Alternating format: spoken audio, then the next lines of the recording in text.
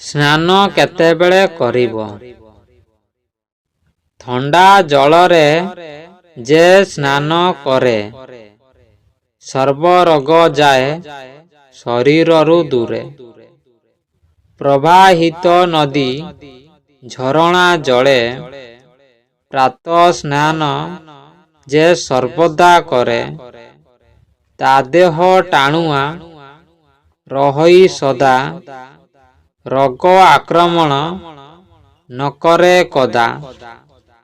ଅସୁସ୍ଥ ଲୋକଙ୍କୁ ଗରମ ଜଳ ହେଳେ ହିତ ଅଟେ କେବଳ।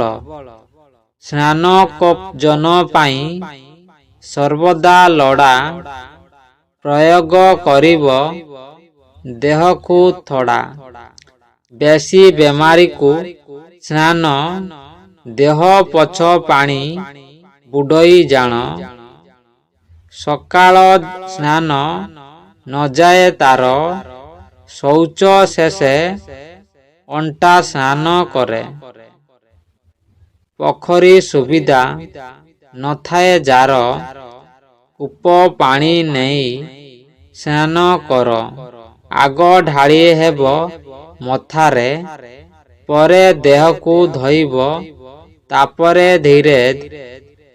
ମଥାକୁ ଗରମ ଆସେ ତଳକୁ, ଲକ୍ଷ୍ୟ ରଖିଥିବ ସ୍ନାନ କାଳକୁ।